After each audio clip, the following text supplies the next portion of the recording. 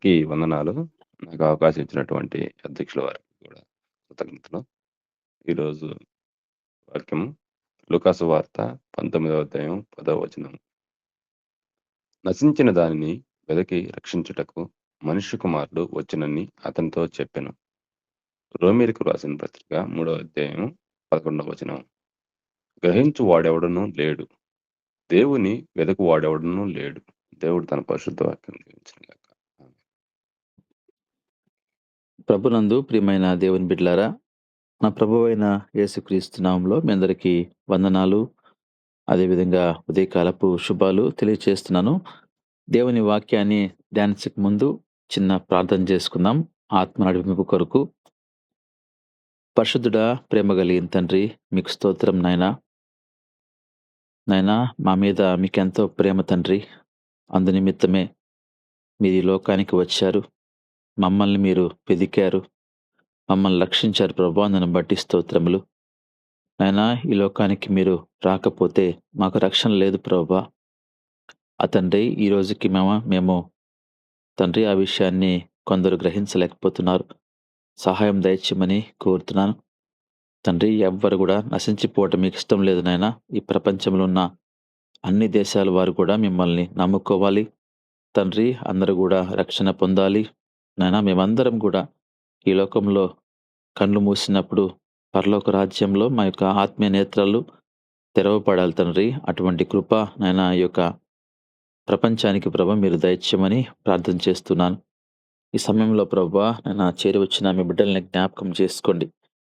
ఎంతో ఆసక్తి కలిగి తండ్రి, వారు ఉదయకాలంలో మొదటి గడియ తండ్రి మీతో గడిపేటువంటి ఆలోచన వచ్చి ఉండగా ప్రతి ఒక్కరితో మీరు వాక్యం ద్వారా మాట్లాడమని, నన్ను కూడా తండ్రి మీ యొక్క స్వరముగా వాడుకోమని తండ్రి. ఎక్కడ ఎటువంటి ఇంటర్నెట్ అంతరాయం కలగకుండా తండ్రి అందరం కూడా శ్రద్ధగా కొంతసేపునైనా వాక్యాన్ని ధ్యానించే భాగ్యం మీరు దయచేయమని నైనా చేరి వచ్చిన బిడ్డలకు వాళ్ళ కుటుంబాలను మీరు జ్ఞాపకం చేసుకోండి. వాళ్ళ కుటుంబాలను దీవించండి, వాళ్ళ బిడ్డలను దీవించండి. ప్రతి కుటుంబానికి ఆరోగ్యము, క్షేమము, నెమ్మది, సంతోషము, సమాధానంతో మీరు దీవించమని, మీ నామానికి మహిమ తెచ్చుకోమని యేసుక్రీస్తు నామంలో అడిగి వేడుకుంటున్నాను తండ్రి. ఆమేన్.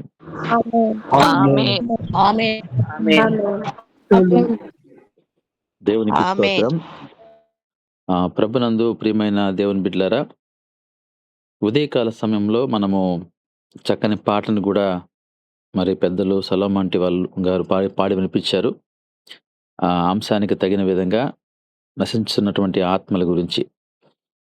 ఇక్కడ మనము చదివినటువంటి వాక్య భాగాన్ని మనం గమనించినట్లయితే, మన పూర్వీకులు స్థితి ఎలాగ ఉండేదంటే, వారు కూడా బలహీనంగా ఉండేవారు. ఈరోజు లోకమంతా కూడా శరీరాశ, నేత్రాశ, జీవపడ్డము అనేటువంటి విషయాన్ని దేవుని వాక్యంలో మనం చూస్తున్నాం. మనము వేటి చేత నడిపించబడుతూ ఉన్నాము అని గమనిస్తే, ఈరోజు ఈ 3 కూడా ఏలుతున్నట్టుగా మనం చూస్తున్నాం. అదే సమయంలో మన పూర్వీకులు కూడా ఇదే పరిస్థితుల్లో ఉండేవారు. వారు కూడా అందరూ అని మనం చెప్పలేం కానీ, కొందరు ఈ విధంగా శరీరాశ చేత, నేత్రాశ చేత, జీవపడ్డము చేత వారు కొనసాగుతున్నటువంటి సమయంలో వారు దేవుణ్ణి వాళ్ళు వెదకలేకపోతున్నారు. అందుకోసమే మనం చదివిన వాక్య భాగాన్ని గమనించినప్పుడు ఈ రోమాపత్రిక 3వ అధ్యాయము 11వ వచనంలో గ్రహించువాడెవడనూ లేడు, దేవుని వెదుకువాడెవడనూ లేడు. దానిపైన వాక్య భాగాన్ని గమనిస్తే నీతిమంతుడు లేడు, ఒక్కడును కూడా లేడు. నీతిమంతులు ఒక్కరు కూడా లేరు అనే విషయాన్ని దేవుడు సెలవిస్తున్నాడు. ఈరోజు కొంతమంది మేము నీతిమంతులము అని చెప్పుకుంటూ ఉంటారు. అయితే వారు దేవుని వాక్యాన్ని గ్రహిస్తారో లేదో తెలియదు కానీ, వాక్య ప్రకారం అయితే మన సృష్టికర్త మనకు తెలియజేస్తున్న విషయం ఏంటంటే, నీతిమంతులు ఒక్కరు కూడా లేడు అనే విషయాన్ని చెప్తున్నాడు. ఎందుకంటే ఏదో ఒక సందర్భంలో మనము తెలియకుండా చిన్న చిన్న పొరపాట్లు చేస్తూ ఉంటాం. అయితే వాక్య భాగం అంటుంది, మనము దేవుని యొక్క వాక్యాన్ని గ్రహించలేకపోతున్నాము. అదే సమయంలో మనము దేవుణ్ణి వెదకలేకపోతున్నాము. కనుక మనము ఈ లోక సంబంధమైన వాటిలోనే మునిగిపోతున్నాం. దేవుడు మన కొరకు ఈ లోకానికి వచ్చినట్లుగా మనకు తెలుసు. కనుక 2026 సంవత్సరాల క్రితము ఆయన ఈ లోకానికి వచ్చాడు.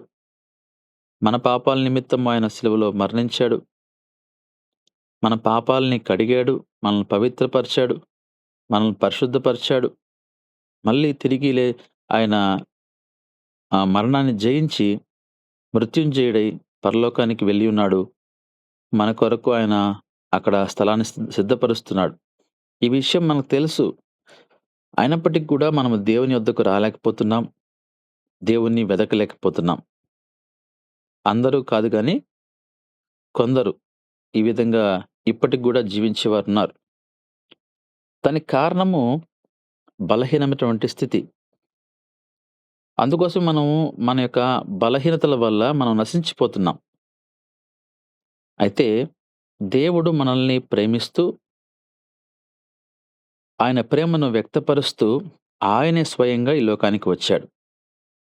లూకా సువార్త 19వ అధ్యాయము 10వ వచనాన్ని మనం గమనించినప్పుడు, ఆయనే ఈ లోకానికి వచ్చినట్టుగా మనం చూస్తున్నాం.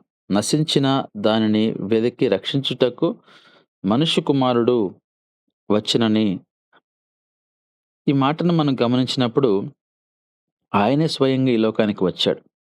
ఎవరి కొరకు వచ్చాడు? నశించిపోతున్న వారి కొరకు వచ్చాడు.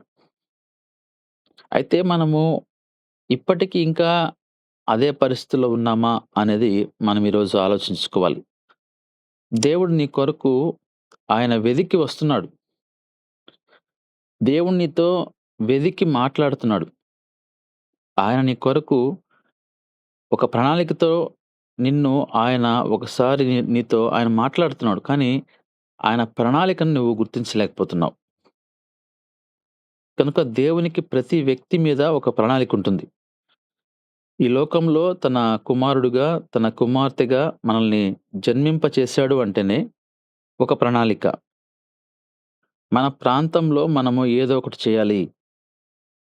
మనం ఎక్కడైతే దేవుడు మనల్ని జన్మింపచేశాడో, మరి అక్కడ మన పట్ల ఏ ప్రణాళిక దేవునికుంది? కనుక దేవుడు మనల్ని వెతుకుతూ ఆయన ఈ లోకానికొచ్చాడు. ఈరోజు మనల్ని ఆయన దేవుడు మనలతో ఆయన వాక్యం ద్వారా మాట్లాడుతున్నాడు. కానీ మనం అది గ్రహించలేకున్నాం. కారణము మనము బలహీన స్థితిలో ఉన్నాము. అదే సమయంలో మనము లోకాన్ని ఎక్కువగా ప్రేమించేవారిగా ఉన్నాం. లోక ఆశల వైపు మనము వెళ్ళిపోతూ ఉన్నాం ప్రయాణం చేస్తూ. అయితే ఈరోజు మనం కొన్ని ఎగ్జాంపుల్స్ జరిగిన విషయాలు బైబిల్ ద్వారా తెలుసుకుందాము. ఆయన ఏ విధంగా వెదికాడు, నశించిపోతున్న వారిని ఏ విధంగా వెదికాడు, అయితే వారు ఏ విధంగా దాన్ని గ్రహించలేకపోయారు అనే విషయాన్ని గూడా నేను మీకు సమయాన్ని బట్టి కొందరిని పరిచయం చేస్తాను. మొట్టమొదటిగా మనం ఆదికాండము 3వ అధ్యాయము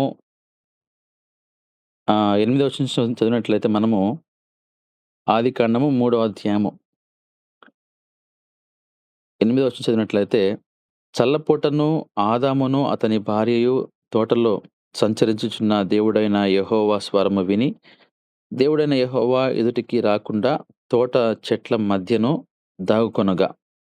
ఇక్కడ ఆదాము, హవ్వ ఇద్దరు గూడా ఈ తోట చెట్ల మధ్యలో దాంకున్నారు. దేవుడైన యెహోవా ఆదామును పిలిచి, ఎక్కడున్నావు? అందుకతడు, నేను తోటలో నీ స్వరము వినినప్పుడు దిగంబరిగా ఉంటిని కనుక భయపడి దాక్కొంటిని. ఆదాము, అవ్వ చెట్ల చాటున దాంకున్నారు. దేవుడు ఆదామును పిలిచాడు. ఎక్కడున్నావు ఆదామా అన్నప్పుడు, అయ్యా నీ స్వరము విన్నప్పుడు నేను దాంకోనున్నాను. నేను భయపడుతున్నాను. నేను దిగంబరిగా ఉన్నాను అని అంటున్నాడు. అందుకాయన, నీవు దిగంబరివని నీకు తెలియజేసిన వాడెవడు? నీవు తినకూడదని నేను ఆజ్ఞాపించినటువంటి వృక్షమును తింటివా? అందుకు ఆదాము అంటున్నాడు, నీవు నాకిచ్చిన ఈ స్త్రీ, చూసారా మాట? దేవుడు ఆదామును ప్రశ్న వేసినప్పుడు, ఆదాము చేసిన తప్పు ఒప్పుకుంటాడేమో అనే ఉద్దేశంతో దేవుడు ఆదాముని అడిగినప్పుడు, ఆదామిచ్చే సమాధానం గమనించారా? దేవుడు ఆదాముని వెదుకుతున్నాడు. దేవుడు ఆదాముతో ఒప్పించాలని ప్రయత్నం చేస్తున్నాడు. దేవుడు ఆదామును ఏదో నశింపచేయాలని ఆలోచించడం లేదు.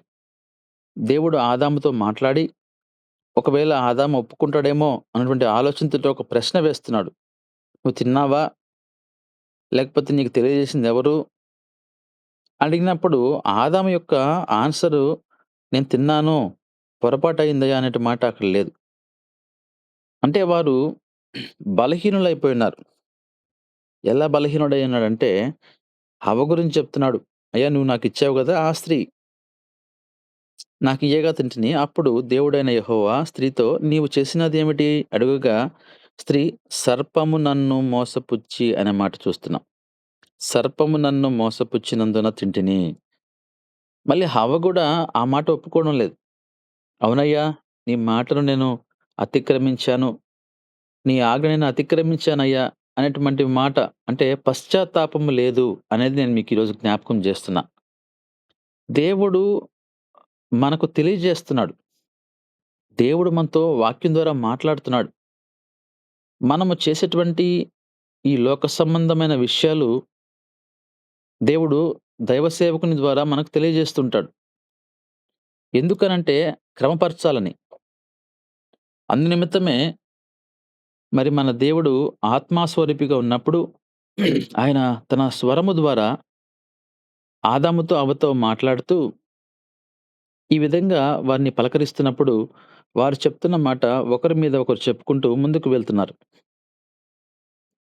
అప్పుడు దేవుడైన యెహోవా స్త్రీతో, "నీవు చేసినది ఏమిటి?" అని అడుగగా, స్త్రీ "సర్పము నన్ను మోసపుచ్చినందున తింటిని" అని చెప్పినట్టుగా ఇక్కడ మనం చూస్తున్నాం.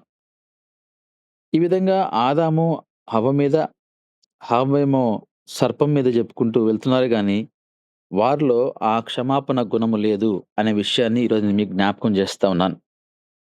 ఈ వాక్య భాగాన్ని మనం అనేక సార్లు ధ్యానం చేసుకుంటూ ఉంటాం కానీ, ఇందులో ఉన్నటువంటి దేవుని యొక్క ఆలోచన ఏంటి అనేది మనము ఆలోచించినప్పుడు, ఒకవేళ ఈ యొక్క ఏదెను వనములో ఉన్నటువంటి ఆదాము, అవ్వ వారు క్షమించమని కోరతారేమో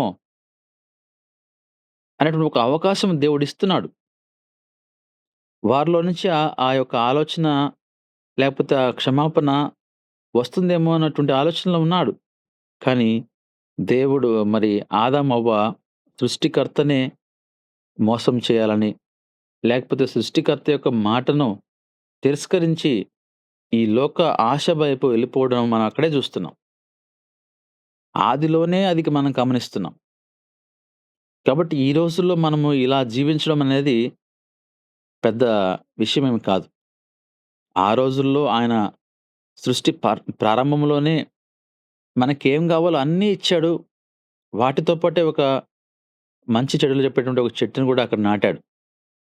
అంటే ఎంతవరకు వీళ్ళలో ఆ యొక్క నిగ్రహ శక్తి ఉంటది? ఎంతవరకు వీరు దాన్ని జయించగలరు? ఈ యొక్క శరీరాశను, నేత్రాశను, జీవపు డంబాన్ని. కాబట్టి ఇవి దేవుని వలన పుట్టినవి కాదు. ఇవి మనమే ఏర్పాటు చేసుకున్నాం. అందునిమిత్తమే ఈరోజు మనం చూసినప్పుడు కొన్ని దేవుడు ఏర్పాటు చేయలేదు. ఈరోజు ఆదాము, అవ్వ మీద ఆయనకు ఎంతో ప్రేముంది. ఆయన వారిని ప్రేమించి ఆయన సృష్టించుకున్నాడు. అయితే వారే దేవునికి దూరమైపోయారు. ఆజ్ఞను అతిక్రమించారు.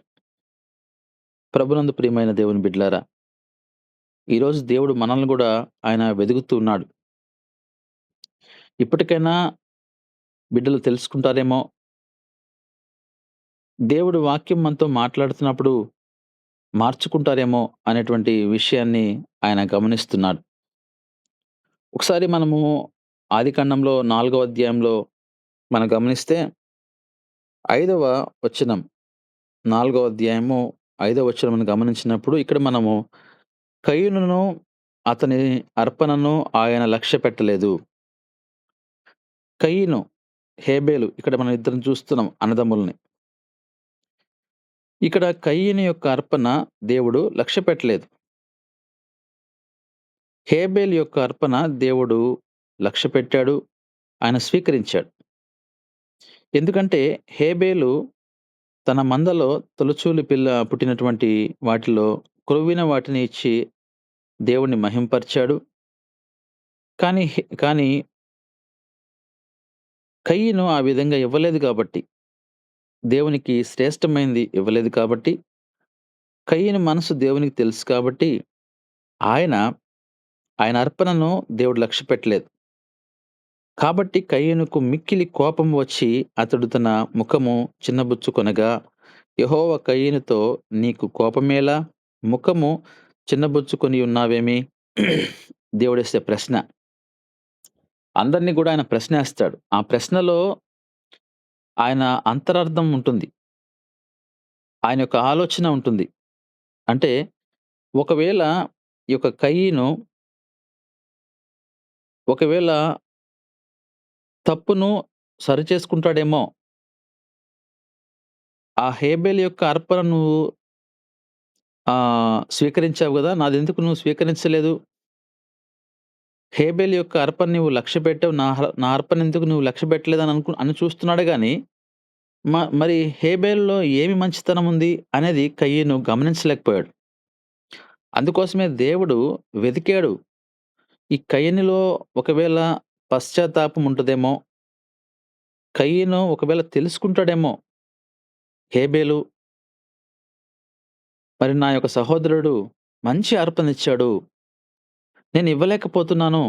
కాబట్టి ఒకవేళ నన్ను ఈ విధంగా నా అర్పణ స్వీకరించలేదు అని తెలుసుకుంటాడని జెప్పి ఒక ప్రశ్న వేసినప్పుడు ఎందుకు నీకు కోపమొచ్చింది? ఎందుకు నీవు ముఖాన్ని అలా చిన్నబుచ్చుకుంటున్నావు? నీవు సత్క్రియ చేసిన ఎడల తలెత్తుకొనవా? నువ్వు మంచి పనులు జేస్తే నువ్వు తలెత్తుకుంటావు గదా! నువ్వు సత్క్రియ చేయకపోతే పాపము నీ వాకిట పొంచి ఉంటది. ఆ పాపం మీద నీకు వాంఛ కలుగుతుంది.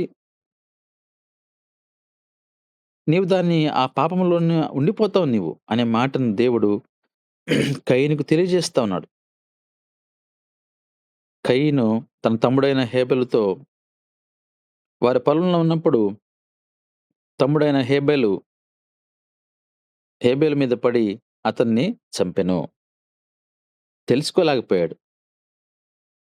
దేవుడు కయీనుకి తెలియజేయాలని ప్రయత్నం చేశాడు. దేవుడు కయీన్ని వెతుక్కుంటూ వచ్చాడు. దేవుడు కయీనుతో మాట్లాడదాము. కయీనుకి మంచి మనసిద్దాము. ఎందుకంటే దేవుని యొక్క ఆలోచన ఒకటే. ఆయన ఈ లోకంలో సమస్త మానవాళిని సృష్టించినప్పటికీ ఆయన ప్రణాళిక వేరు. ఆయన ఆలోచన వేరు. ఆయన నిర్ణయం వేరు. ఆయన ఏర్పాటు వేరు. ఆయన ఏర్పాటులో, ఆయన నిర్ణయంలో, ఆయన ఆలోచనలో మనం ఉన్నామో లేదో ఆయన మనల్ని పరీక్షిస్తుంటాడు. ఆ పరీక్షిస్తున్నటువంటి సమయంలో మనతో ఆయన మాట్లాడినప్పుడు, నేను నిన్ను ఈ విధంగా ఏర్పాటు చేసుకున్నాను. ఇందు నిమిత్తమే ఈ భూలోకంలో నువ్వు జన్మించావు. అయితే నీవు దారి తప్పిపోతున్నావు జాగ్రత్త అని మనతో ఆయన మాట్లాడుతూ సరిజేయడానికి ప్రయత్నం చేస్తాడు. అయితే నువ్వు సరిజేసుకోలేని పరిస్థితిలో ఉన్నావు అంటే ఆత్మీయతలో నువ్వు ఎదగలేదు అనే విషయాన్ని నువ్వు గమనించాలి. ఆత్మీయతలో ఎదిగిన వ్యక్తి సరిజేసుకోవడానికి ప్రయత్నం చేస్తాడు. కయీను అర్పణ లక్ష్యపెట్టలేదని బాధపడుతున్నాడు గానీ, ఎందు నిమిత్తమో అనేది గ్రహించలేకపోతున్నాడు. ఈ రోజున మనం గూడా ఏదైనా మన కుటుంబంలో ఒకటి జరిగినప్పుడు, ఒక సన్నివేశము లేదంటే ఒక ఇబ్బంది, ఒక సాతానుడు మనల్ని శోధించినప్పుడు, లేకపోతే ఒక పరీక్ష గుండా మనం వెళ్తున్నప్పుడు, లేకపోతే దేవుడు మనల్ని పరీక్షిస్తున్నప్పుడు, ఎందు నిమిత్తము ఇలా జరుగుతుంది అనేది మనం గ్రహించలేకపోతున్నాం. మనము ఆ సమస్య వైపు చూస్తున్నాము. సాతానుడు పెట్టినటువంటి శోధన వైపు మనం చూస్తున్నాం కానీ, ఎందు నిమిత్తం మనకిది దేవుడు ఏర్పాటు చేశాడు. దేవుని బిడ్డలమైనటువంటి మనకు ఆయన పర్మిషన్ లేకుండా వితౌట్ క్రియేటర్ పర్మిషన్ సృష్టికర్త పర్మిషన్ లేకుండా మనకు అది రాదు అనేది మనకు తెలుసు. అనేక సార్లు మనము ఆ వాక్యాన్ని వింటూ ఉంటాం. అయినప్పటికీ ఎందు నిమిత్తము దేవుడు మనకు అలౌ చేశాడు. ఇది మనకు పరీక్షనా? లేకపోతే సాతానుడు ఒకవేళ దేవునితో ఒకవేళ ఛాలెంజ్ చేసాడా? యోబులాగా, యోబు గురించి చెప్పినట్టుగా? ఇవన్నీ గ్రహించే స్థితిలో మనం ఉండాలి. కానీ కయీనును సరిజేయడానికి దేవుడు ప్రయత్నం చేస్తే, ఆ ప్రయత్నంలో కయీను ఓడిపోయాడు. ఎందుకు నీకు కోపము? ఎందుకు నువ్వు చిన్నబుచ్చుకుంటున్నావు అన్నప్పుడు వెంటనే తెలుసుకునే పరిస్థితుల్లో లేడు. ఈరోజు మనం గూడా అదే పరిస్థితుల్లో ఉంటున్నాం. దేవుడు మనకు వాక్యం ద్వారా అనేక సార్లు హెచ్చరిస్తూ ఉంటాడు. ఆ హెచ్చరికల్ని మనము వాటిని స్కిప్ చేస్తూ ముందుకెళ్ళిపోతున్నాం. అందుకే నేను మీతో అనేక సార్లు చెప్తుంటాను. వాక్యాన్ని శ్రద్ధగా వినండి. వాక్యం అనేది చాలా ప్రాముఖ్యమైంది. వాక్యం అంటేనే మనతో దేవుడు మాట్లాడుతున్నాడు. ఆ రోజుల్లో యేసుక్రీస్తు వారు ఈ లోకంలో ఉన్నప్పుడు, ఆయన మాట్లాడుతున్నప్పుడు అక్కడ రోజులు గడిచిపోతుంటాయి. అయినా గూడా ఆయన మాటలు వినేవారు. చిన్న పిల్లల దగ్గర నుంచి పెద్దవాళ్ళ వరకు ఎంతో ఆసక్తి కలిగి రోజులు తరబడి వినేవాళ్ళు. ఆహారం లేకుండా. ఈరోజు మనము వాక్యాన్ని ఒక అరగంట సేపు వినలేకపోతున్నాం. మన ఉద్యోగాన్ని 8 గంటలు మనం చేస్తాము. మనము ఎక్కడికైనా పనికెళ్తే ఆసక్తి కలిగి యజమానుని మనము మెప్పించాలని ఎంతో ప్రయత్నం చేసి మనం ఉద్యోగం చేసుకుంటాము. లేకపోతే పని చేసుకుంటాము. కానీ దేవుని వాక్యాన్ని మనము శ్రద్ధగా ఒక హాఫ్ అన్ అవర్ లేకపోతే ఒక 1 అవర్ వినలేకపోతున్నాం. ఈరోజు ఆ వాక్యం మనము వినడం లేదు కాబట్టే ఈరోజు మనలో చాలా మందిలో మార్పు లేదు. కేవలం అదే అందునిమిత్తమే. దేవుని స్వరాన్ని కయీను విన్నాడు. కానీ విన్నటువంటి స్వరంలో ఉన్నటువంటి గొప్పతనం లేకపోతే ఆయన ఆలోచన గ్రహించలేకపోయాడు. ప్రభునందు ప్రియమైన దేవుని బిడ్డలారా, ఈరోజు మనము ఏ స్థితిలో ఉన్నామో, ఇంకా మనం నశించిపోతున్నామా అనేది గమనించాలి. తర్వాత అపోస్తల కార్యములు 7వ అధ్యాయము 2వ వచనాన్ని మనం గమనించినప్పుడు, అందుకు స్టెఫను చెప్పినదేమనగా, సహోదరులారా, తండ్రులారా వినుడి. మన పితరుడైన అబ్రహాము హారానులో కాపురముండక మునుపు మోసాపాతుమిలో ఉన్నప్పుడు మహిమగల దేవుడు అతనిని ప్రత్యక్షమై, నీవు నీ దేశమును నీ స్వజనమును విడిచి బయలుదేరి నేను నీకు చూపించబోవు దేశమును రమ్మని అతనితో చెప్పాను. ఈ వాక్య భాగాన్ని మనం గమనించినప్పుడు అబ్రహామును దేవుడు వెతికాడు. ఎలా వెతికాడంటే ఆయన అంటున్నాడు, నీవు నీ దేశాన్ని విడిచిపెట్టి బయటికి రా. నీ సొంత ప్రజలను విడిచిపెట్టి నువ్వు బయటికి రా. ఎందుకంటే దేవుని యొక్క ప్రణాళిక. అబ్రహాము దగ్గర నుంచి మనం యేసుక్రీస్తు వారి యొక్క పుట్టినంత వరకు మనం గాని చూసుకుంటే దాదాపుగా 42 తరాలు తర్వాత ఆయన మరి యేసుక్రీస్తు వారు వచ్చినట్టుగా మనం చూస్తాం. కనుక అబ్రహాము వంశావళిలో మనం గమనిస్తూ వచ్చినప్పుడు ఆయన ప్రణాళిక నెరవేర్చుకోవాలంటే యేసుక్రీస్తు వారు మరి అబ్రహాము వంశావళిలో నుంచి 42 తరాలు దాదాపుగా ఉన్నప్పుడు అక్కడి నుంచి మరి ఆయన పుట్టాలి అన్నప్పుడు ఆయన ఏర్పాటులో ఉండడం కొరకు వెతికాడు అబ్రహాముని. ఎందుకంటే ఏ విధంగా అయితే కన్యకైన మరియ ద్వారా ఈ లోకంలో ఆయన జన్మించాడో ఒక మంచి వ్యక్తిని ఎన్నుకుంటాడు.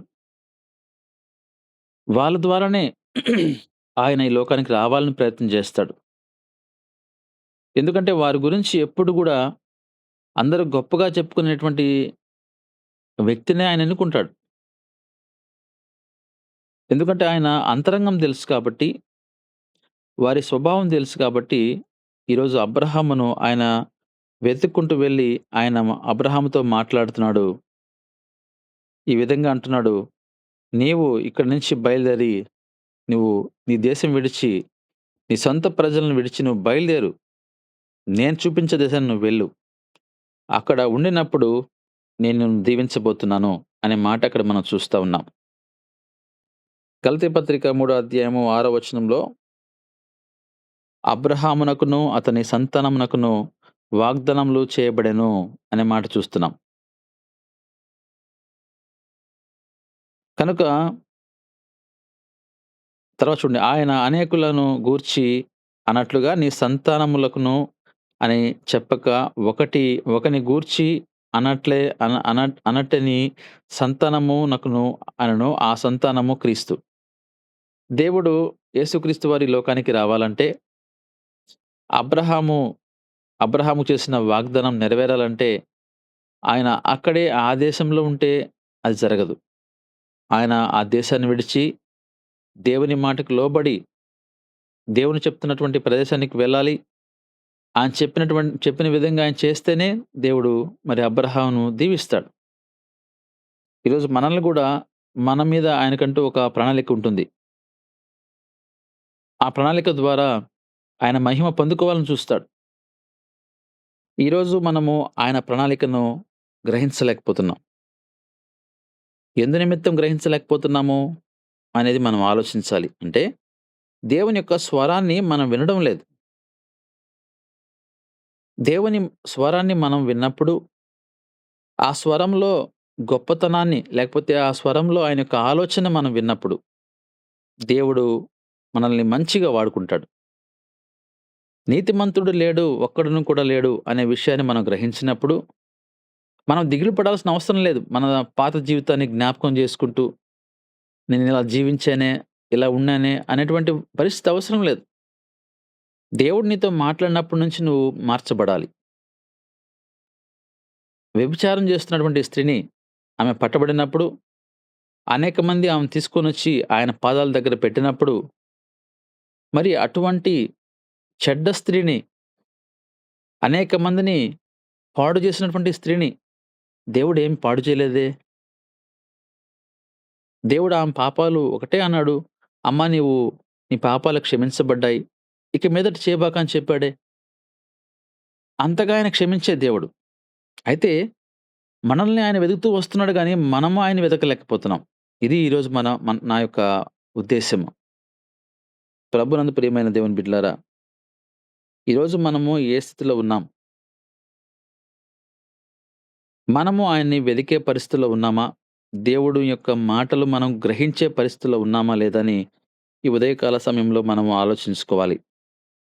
అదే విధంగా మనం చూసినప్పుడు 2 సమూయేలు గ్రంథము 12 అధ్యాయము 1 వచనాన్ని మనం గమనిస్తే ఇక్కడ కావున యెహోవా నాతానును దావీదునొద్దకు పంపెను. అతడు వచ్చి దావీదుతో ఇట్లనెను, ఒకానొక పట్టణమందు ఇద్దరు మనుషులుండ్రి అని దావీదుతో నాతాను చెప్తున్నాడు. నాతాను ప్రవర్తనను దేవుడు దావీదు దగ్గర పంపించాడు. ఎందు నిమిత్తము దావీదు చేసినటువంటి తప్పు లేకపోతే పాపాన్ని మరి ఆయన జ్ఞాపకం చేస్తున్నాడు. ఒక చిన్న కథ ద్వారా. నాతాను చెప్తున్నాడు. ఈ విధంగా ఇద్దరున్నారయ్యా. ఒకరు డబ్బు గలవాళ్ళు, ఒకరు పేదవారు. డబ్బు గల వాళ్ళ ధనవంతుడికి బాగా అన్ని గొర్రెలున్నాయి. కానీ పేదవాడికి ఒకటే ఉంది. కానీ ఆ పేదవాడు ఎంతో ప్రేమగా ఆ ఆడగొర్రెను పెంచుకుంటుంటే, ఆ ఆడగొర్రె గావాలని మరి ఈ యొక్క అక్రమస్తుడు దాన్ని కోరుకుంటున్నాడు. అని ఇలా ఒక కథను చెప్తూ వస్తున్నాడు. వెంటనే దావీదు ఎవరు ఆ విధంగా జేసింది? ఎవరు ఆ విధంగా కోరుకుంది? వాడు నశించిపోవాల్సిందే. వాడు చూడండి అక్కడ ఉంటదన్నమాట 6వ వచనంలో. వాడు కనికరము లేక ఈ కార్యము చేసెను కనుక ఆ గొర్రెపిల్లకు ప్రతిగా 4 గొర్రెపిల్లలు ఇవ్వాలని నాతానుతో అనెను. వాడు ఆ పని చేస్తాడా? అని అంటున్నాడు గానీ, ఆ నాతాను చెప్తున్నటువంటి కథలో భావాన్ని గ్రహించలేకపోతున్నాడు. దేవుడు దావీదును వెతుక్కుంటూ వచ్చి మరి దావీదుకు ఒక విషయాన్ని తెలియజేస్తున్నాడు. దావీదు యొక్క తప్పుని తెలియజేస్తూ మార్స్ మార్చుకుంటాడేమో! లేకపోతే చేసిన తప్పుకి క్షమాపణ కోరుకుంటాడేమో అని ఆయన చెప్తున్నప్పుడు అంత గొప్ప రాజు గూడా దాన్ని గ్రహించలేకపోయాడు. ఆ కథని వింటూ ఆ కథలో లీనమైపోయాడు గానీ, ఆ కథ చెప్తుంది ఎవరి గురించి అన్నప్పుడు నాతాన్ అంటున్నాడు, నాతాను అంటున్న మాట దావీదు ఆ మనుష్యుడవు నీవే. ఈ మాట చెప్పినప్పుడు దావీదు ఒక్కసారిగా వణికిపోయి ఉంటాడండి. దేవుడు నీకు ఒక మంచి స్థాయి ఇచ్చినప్పుడు, దేవుడు నిన్ను కనికరించి ఒక మంచి ఉన్నతమైన స్థానం ఇచ్చినప్పుడు, నీవు ఎందుకు తప్పు చేశావు దావీదు? నువ్వన్నట్టుగానే ఆ ఒకదానికి ప్రతిగా 4 అన్నావు గదా! అలాగా జరిగిపోద్ది అనే మాట ప్రవక్త చెప్తున్నాడు. ప్రభునందు ప్రియమైన దేవుని బిడ్డలారా, దేవుని యొక్క ఆలోచన, ఆయన యొక్క ప్రణాళిక ఏంటో మనం ఈరోజు గుర్తించలేకపోతున్నాం. ఆయన మనల్ని వెతుక్కుంటూ వస్తున్నాడు. దావీదు తప్పు చేసినప్పటికీ దావీదు నోట్లో నుంచి ఆ తప్పు ఒప్పుకుంటాడేమో, లేపోతే పశ్చాత్తాపపడతాడేమో, లేపోతే క్షమాపణ కోరుకుంటాడేమో అనేటువంటి ఉద్దేశంతోటి దావీదుకి ప్రవక్త ద్వారా తెలియజేస్తున్న సమయంలో దావీదు అది గ్రహించలేని స్థితిలో ఉన్నాడు అంటే, ఆ తప్పుని కప్పిపుచ్చుకుంటున్నాడు గానీ, ఆ తప్పు గురించి బహిరంగంగా ఒప్పుకోలేకపోతున్నాడు. అదే విధంగా ఇలా మనం చెప్పుకుంటూ వెళ్తే అనేక మంది మనం ఎగ్జాంపుల్స్ చెప్పుకోవచ్చు. జక్కయ్య గారిని మనం చూస్తే లూకాసు వార్త 19 అధ్యాయంలో జక్కయ్య గారిని మనం గమనించవచ్చు.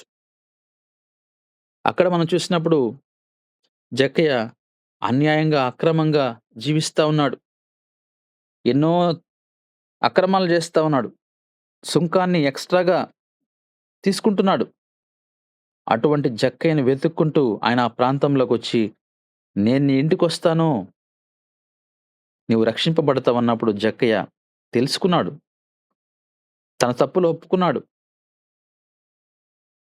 ఈరోజు మనము మరి పరిశుద్ధ గ్రంథంలో గమనిస్తే కొందరేమో ఆయన ప్రణాళికను గమనించి, ఆయన వెతుక్కుంటూ వచ్చినప్పుడు ఆయన యొక్క ఆలోచనను గమనించి వెంటనే వాళ్ళు తిరిగి మళ్ళీ దేవుని వైపు తిరిగారు. ఆ పాపాలను, తప్పులను విడిచిపెట్టి. కానీ ఈ రోజున మనము ఆయన వైపు చూస్తున్నామా? లేకపోతే ఆయన ఆలోచన ఏంటి అని మనం గ్రహించే స్థితిలో ఉన్నామా? అందుకోసమే ఈరోజు మన అంశం చూస్తే మనము బలహీనంగా ఉన్నామేమో. మనము ఇప్పటికి ఇంకా నశించిపోతున్నామేమో అనేది మనం ఆలోచించుకోవాలి. మనము ఆ బలహీన స్థితిలోనే ఉండడానికి లేదు. మనము ఆ బలహీన స్థితిలో నుంచి ఆత్మీయంగా ఎదగాలి. ఎదిగినప్పుడు మనల్ని దేవుడు ఒక మంచి ఉన్నతమైన స్థానాన్ని దేవుడు మనకిస్తాడు. ఎందుకంటే మన తండ్రి ఆయన, మన రాజు ఆయన, మనల్ని ఆయన ఏలుతున్నాడు. ఈ లోకంలో ఈ లోక సంబంధమైన నాయకులు ఉండొచ్చు గానీ, వాళ్ళందరికీ నాయకుడు, వాళ్ళందరికీ రాజు. ఆయన మనల్ని ఏలుతున్నాడు. ఆయన ఏలికలో మనం ఉన్నాం. అయితే మనము అది గ్రహించాలి అని నేను మీకు ఈరోజు తెలియజేస్తా ఉన్నాను. ఆదాము, అవ్వను వెతుక్కుంటూ వచ్చాడు. వారిని ప్రశ్న వేశారు. ఆ ప్రశ్నకు వారి సమాధానము ఒకరి మీద ఒకరు చెప్పుకుంటున్నారు. అదే విధంగా మనం చూసినప్పుడు కయీన్‌ని వెతికాడు. కయీను గూడా అతని తప్పును అంగీకరించలేకపోయాడు. సరిచేసుకోలేకపోయాడు. అబ్రహామును దేవుడు అబ్రహాముకు ఆజ్ఞాపించాడు, వెతికాడు, వచ్చాడు. అబ్రహాము లోబడ్డాడు. అదే విధంగా మనం చూసినప్పుడు దావీదు గూడా దావీదుతో దేవుడు మరి ప్రవక్త ద్వారా మాట్లాడి దావీదు గ్రహించలేకపోయాడు. దావీదు కుటుంబం అనేది కొంత శాపగ్రస్తంగా మార్చబడింది. మరి జక్కయ్య దేవుని యొక్క ప్రణాళికను గ్రహించాడు. వెంటనే మారుమనస్సు పొందాడు. తన ఇంటికి దేవుణ్ణి ఆహ్వానించాడు. రక్షణ పొందుకున్నాడు. ఇలా మనం బైబిల్‌లో చూస్తే కొందరేమో స్వీకరించారు. ప్రణాళిక తెలుసుకున్నారు. తప్పులొప్పుకొని ముందుకు వెళ్ళిపోయారు. కానీ కొందరు ఈరోజు అదే పరిస్థితి ఈరోజు ఈ లోకంలో జరుగుతూ ఉంది. ఇప్పటికి ఇంకా నశించిపోతూనే ఉన్నారింకా. యేసుక్రీస్తు వారు మన కొరకు ఈ లోకానికి వచ్చి సిలువ వేయబడినటువంటి విషయం తెలుసు. అయినా తిరిగి మనం సిలువ వేస్తున్నాం. మళ్ళీ సిలువ వేస్తున్నాం. ఇలా ఎంతకాలం మనము సిలువ వేస్తూ మరి ఆయన బాధ పెడతామో, నశించిపోవడం కొరకేనా మనల్ని ఆయన సృష్టించింది? ఈ విషయాన్ని మనం ఆలోచించాలి. ప్రభునందు ప్రియమైన దేవుని బిడ్డలారా. ఈరోజు మనతో దేవుడు మాట్లాడుతున్నాడు. ఆయన మనల్ని వెతుక్కుంటూ వచ్చి, మనకు ఆయన ప్రేమను వ్యక్తపరిచాడు. అటువంటి ప్రేమ మనందరము స్వీకరించాలని తెలియజేస్తూ ఈ వాక్యాన్ని ముగిస్తున్నాం. దేవుడు పరిశుద్ధ వాక్యాన్ని మన హృదయంలో భద్రపరిచి దీవించును గాక. ఆమేన్. ఆమె నశిస్తున్న ఆమేన్. దాన్ని వెతికే ప్రేమ అనేటువంటి అంశంతో కొన్ని విషయాలు మనము దేవుడు ఈరోజు మనతో మాట్లాడి ఉన్నాడు. నీతిమంతుడు ఒక్కడును లేడు. నశిస్తున్న దానికోసం దేవుడు వచ్చాడు. చక్కగా కొన్ని ఎగ్జాంపుల్స్ తెలియచేస్తున్నారు. అందులో భాగంగా ఆదాముని దేవుడు అడిగిన ప్రశ్న ఇది ఇది ఒక సాధారణమైన ప్రశ్న కాదండి. దేవుడు ఆదామా ఎక్కడున్నావు? దేవునికి తెలియదా ఎక్కడున్నాడో? అసలు పండు తిన్నది ఎవరండి? అడిగింది ఎవరిని? అది మనం చాలా జాగ్రత్తగా ఆలోచన చేయాలి. పండు తిన్నదేమో ఆమె, దేవుడు అడిగిందేమో ఆదాముని. ఇక్కడ మనం అర్థం చేసుకోవాల్సిన విషయం ఏంటంటే, ఏదైనా ఒక దొంగతనం జరిగిందనుకోండి, ఒక షాపులో గానియండి, ఇంకెక్కడైనా గానీ, పోలీసులు వచ్చి అడిగేది ఎవరినో తెలుసా? వాచ్‌మెన్‌ని. ఏ టైంలో జరిగింది? ఎక్కడ జరిగింది? ఎప్పుడు జరిగింది? ఆ టైంలో నువ్వేం చేస్తున్నావు? ఇదే అడుగుతారు. అది వాచ్‌మెన్ డ్యూటీ. దేవుని పిల్లలుగా, క్రైస్తవుల బిడ్డలుగా దేవుడు మనకిచ్చినటువంటిది ఏంటి అంటే, మన డ్యూటీ వాచ్‌మెన్ డ్యూటీ. ఆదాము అవ్వనిచ్చి, ఇదిగో ఈ తోటకి, నీ కుటుంబానికి నువ్వే రక్షణ అని ఆదాముకు అప్పజెప్తే, అవ్వ పండు తింటుంటే నువ్వేం చేస్తున్నావు అనే ప్రశ్న అక్కడ. ఈరోజు మన బిడ్డలు తప్పిపోయినా, ఏవైనా అనర్థాలు మన ఇంట్లో జరిగినా, దేవుని కుమారుడిగా, కుమార్తెగా నువ్వేం చేస్తున్నావు? నిద్రపోతున్నావా? లెగో, మెలకువగలిగి ప్రార్థించేయి. వాచ్‌మెన్ డ్యూటీ మనకిచ్చింది దేవుడు. పండు తిన్నది ఆమె, అడిగింది ఆదాముని. ఒక ఒక విలువైనటువంటి ఆత్మీయ సత్యం ఇది. మన కుటుంబాలలో మనం ఒక్కరమే అయ్యుండొచ్చు. క్రైస్తవుని దేవుని తెలుసుకున్నది. నిద్ర లేచి మన కుటుంబం కొరకు, మన బిడ్డల కొరకు, మన రక్త సంబంధికుల కొరకు, మన దేశం కొరకు, మన నాయకుల కొరకు నిత్యము ప్రార్థన చేసేవారమై ఉండాలి. చూడండి, ఆజ్ఞ అతిక్రమణనే పాపం. నశించిన దానిని వెతుక్కుంటూ వచ్చాడు. ఎవరు నశించింది? ఇదిగో నువ్వు నేను ఈరోజు నశించాం. నిన్ను నన్నే కనుగొన్నాడు దేవుడు కదా. ఎన్నో హేబేలు అర్పణ విషయంలో కూడా చూడండి, హేబేలేమో తన మందలోని మొదటి పుట్టిన దానిని, కొవ్విన దానిని అర్పణగా యెహోవాకు అర్పించాడు. యెహోవాకు హేబేలు అర్పణ అనుకూలంగా ఉంది. ఎందుకు? ఉత్తమైన దానిని ఇచ్చినాడు. మందలోని మొదటి దానిని ఇచ్చాడు. హృదయపూర్వకంగా ఇచ్చాడు. దేవుని పట్ల విశ్వాసంతో ఇచ్చాడు. దేవుడంటే గౌరవంతో ఇచ్చాడు. తనకు ఉన్నటువంటి, తన స్థితిలో ఉన్నటువంటి ఉత్తమమైన దాన్ని దేవునికి అర్పించాడు. మనం కూడా దేవునికి ఏదైనా ఇస్తే ఉత్తమమైన దాన్నే ఇవ్వాలి. దేవుడు చూసేది అర్పణను కాదండి, మన హృదయాన్ని చూస్తాడు. మనం ఉన్న స్థితిలో ఏది ఇస్తామో అది దేవునికి ప్రీతికరంగా ఉంటుంది కదా. కయ్యూను భూమిలో పండిన దానిలో కొన్నిటిని మాత్రం అర్పణకిచ్చాడు. హేబేలు మాత్రం తన మందలోని మొదట పుట్టిన దానిని, క్రొవ్విన దానిని ఇచ్చాడు. అందువల్ల దేవుడు హేబేలు అర్పణను అనుకూలంగా చూశాడు. కయ్యూను అర్పణ అనుకూలంగా చూడలేదు. ఎందుకు కయ్యూను అర్పణ స్వీకరించలేదు అంటే, హృదయం సరిగా లేదు. మళ్ళీ చెప్తున్నాను, దేవుడు మనం ఇచ్చే అర్పణ కన్నా మన హృదయాన్ని చూస్తాడు. కయ్యూను హృదయం సరిగా లేదు, విశ్వాసం లేదు,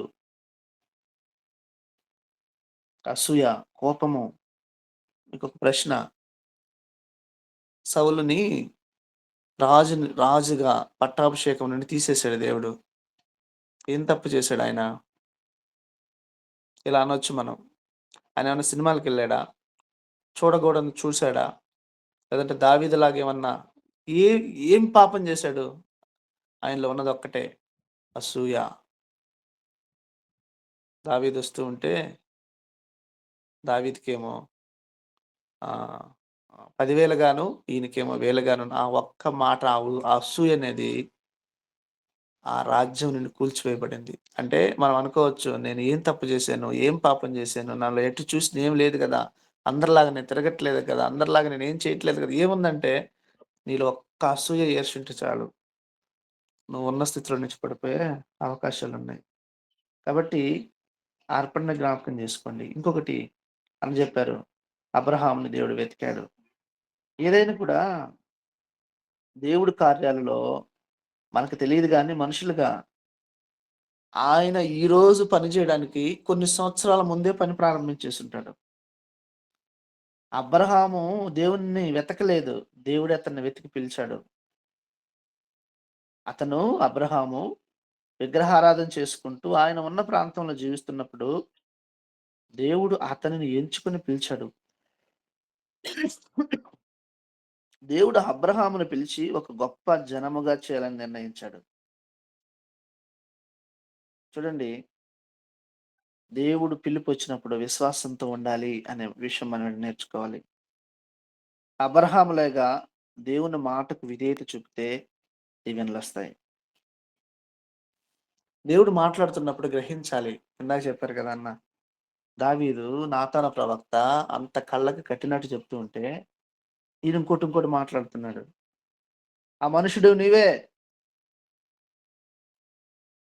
ఏమయ్యా, ఇశ్రాయేలుల మీద నిన్ను రాజుగా చేసి, పట్టాభిషేకం చేసి, సౌలు చేతిలో నిన్ను విడిపిస్తే, ఆ అంత మంచి నగరాన్ని నీకిస్తే, నీకు అంత ఇస్తే ఏం చేసావు నువ్వు? ఇది చాలదనుకున్నావా? ఇది నాకు సరిపోలేదని అడిగితే ఒకవేళ దేవుడు ఎక్కువ ఇస్తాడు కదా! నువ్వు యెహోవా మాటను తృణీకరించి ఆయన దృష్టికి చెడుతనం చేశావు. హిత్తీయుడగు ఊరియాను కత్తి చేత చంపించి అతని భార్యను నీ భార్యగా అగినట్లు నువ్వు పట్టుకుని ఉన్నావు. అమ్మోనీయుల చేత నువ్వు చంపించేసావు కదా! దేవుడు అంటున్నాడు, నీవు నన్ను లక్ష్య పెట్టలేదు. హిత్తీయుడగు ఊరియా భార్యను నీకు భార్య అగినట్లు తీసుకున్నందున నీ ఇంటి వానికి సదాకాలము యుద్ధము కలుగును. మీరు వాక్య భాగంలో చూస్తే అబ్షాలోము పట్టపగలే దావీదు భార్యలను నలుగురిని పట్టపగలు వాక్యంలో చూడండి. ఇవే దేవుడు హెచ్చరిస్తున్నప్పుడు, దేవుడు మాట్లాడుతున్నప్పుడు వినయము, భయము, ఏం మాట్లాడుతున్నాడు, ఏం సరి చేసుకోవాలి, ఎప్పటికప్పుడు సరి చేసుకుంటూ ఉంటే మన జీవితం అద్భుతంగా మారుతుంది. అంతేగాని ఏదో చెప్తున్నారులే, వింటున్నాంలే, జరిగిపోతుందిలే, ఇంకొక రోజులు అనుకుంటే మనలో మార్పు రాదు. కాబట్టి వెతక రక్షించిన ప్రేమ, ఈరోజు నేను రక్షించిపోయాం, ఎక్కడో ఉన్నాం, కానీ నిన్ను నన్ను రక్షించుకున్నాడు. ఇదిగో ఈరోజు వాక్యం వినే భాగ్యము అట్టి ధన్యత మనకిచ్చాడు. కాబట్టి ఆయన ప్రేమ మారనది, మార్పు చెందనది, మార్పు జాలనది. ప్రేమ ఇస్తది, తీసేయదు. కానీ ఈరోజు యువత ప్రేమించానని పీకలు కోసేస్తున్నారు, కత్తితో పొడి చేస్తున్నారు, స్క్రూ డ్రైవర్తో పొడి చేస్తున్నారు, పాయిజన్ ఇచ్చి చంపేస్తున్నారు. కానీ అది ప్రేమ కాదు. ప్రేమ ఎప్పుడు కూడా ఇస్తది. ప్రేమలో త్యాగం ఉంటది కదా!